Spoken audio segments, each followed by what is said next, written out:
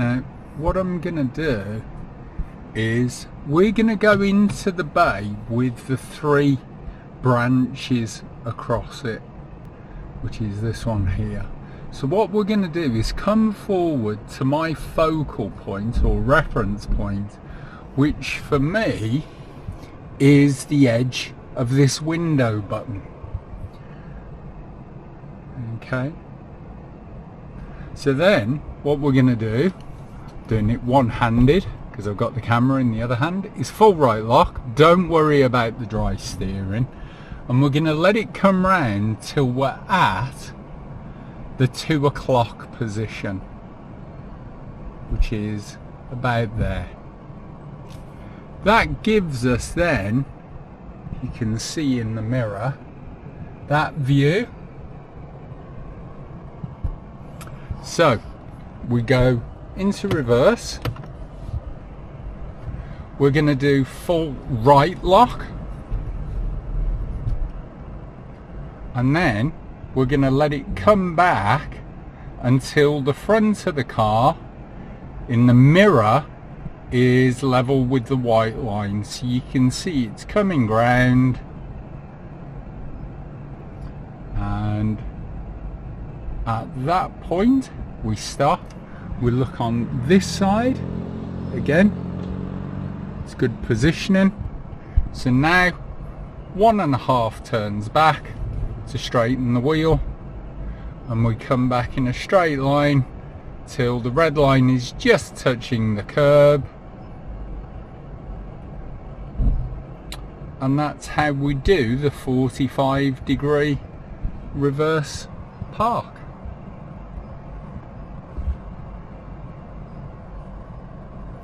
Now we'll try that again, see if it actually does work. So I'm holding the camera. We're in a private car park, so there's not an issue. And as you can see, the car park is empty. It's a bank holiday Monday, so nobody's about. So the key is, as we come down, keep as close to the bay as you can. Now we're doing this in a Yaris Cross, Toyota Yaris Cross, which is kind of the bigger version, and so these are the reference points for this. So I'm gonna go forward till the second white line of the bay that I'm pulling into, or want to reverse into. The second white line is level with the end of the mirror casing on the door. So for me now, don't know if you can see that, but that white line is about there. So once again, I'm going to do full right lock, checking around and over my shoulder to make sure it's clear, and letting the front come round till we're at the 2 o'clock position, which is probably about there. That gives me now that view in the mirror.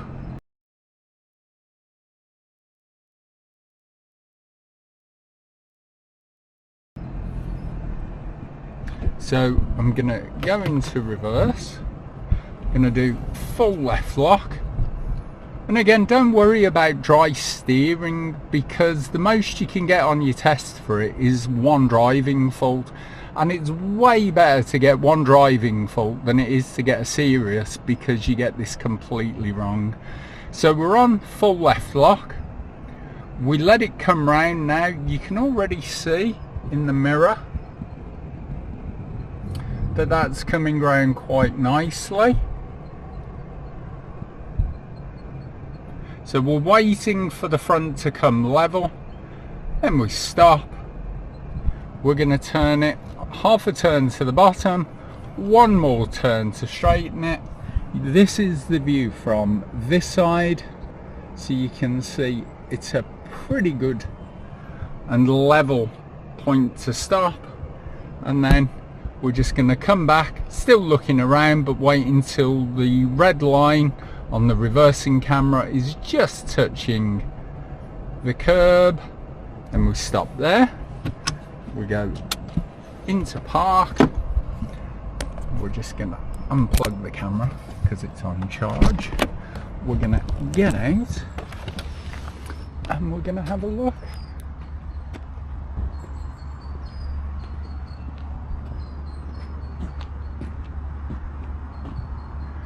That's not bad parking, even if I say so myself.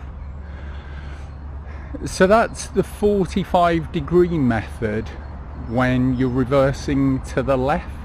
So we had the bay, so the second white line, that's because we're coming in this way, so that's number 1, that one is number 2, and for me, from my driving position, it's at the end of where the window button is, and that's when I do full right lock. Now, if you're watching this for the ADI Part 3, you need to know from the passenger seat where the student needs to stop. Then you need to ask the student, where does that second white line meet your door? Because for everyone, the reference point will be different. And the reason most people fail this or don't get their students to get correct reference points is that they give the student the reference point. They say to them, wait till the white line is by that point for the window and then stop. Well, that's great for me if you're 6'5", but if you're 5 foot nothing, you're going to have a completely different reference point.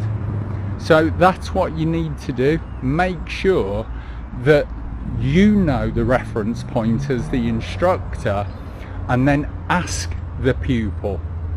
And by stopping with the red line on the curb, that gives us that gap there.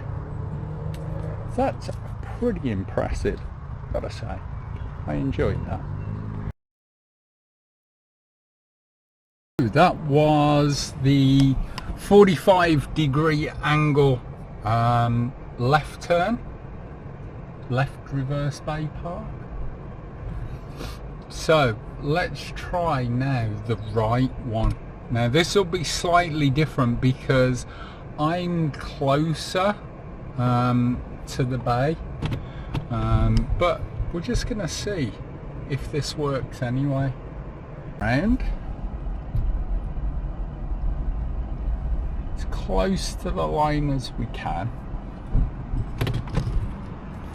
So I'm gonna reverse it back just so we're a bit tighter. So I'm expecting, now this is genuinely the first time I've done this. So I'm not entirely sure. But what we're gonna do is let it drive forward. So I wonder if it'll be further back or further forward. So this is kind of my eye line view from this point. So if I get it, let's try. So to me that white line looks as if it's just under the mirror casing. So what I'm gonna do is full left lock and just see how this comes out. So now we're going to the 10 o'clock position, and that gives us that view.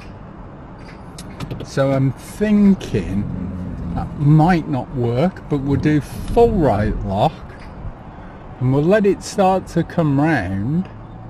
That's pretty much going to be spot on as we come level. About there, we stop, we turn half to the bottom, one more full turn, we're good on that side, and we're just going to come back till the red line is touching the white line on the camera. And that's it. So again, you can see on both sides,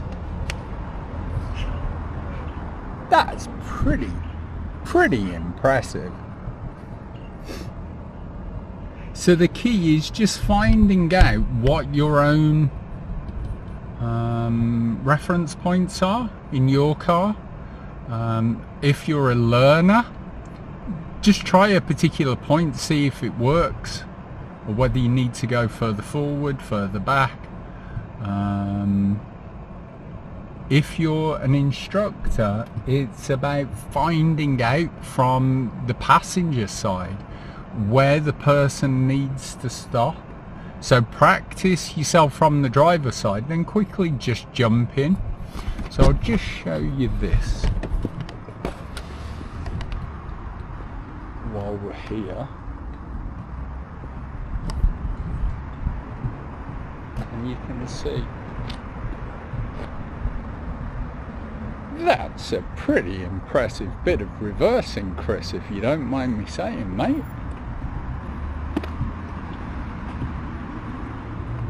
Because it's the first time we've actually done a video on the 45-degree method.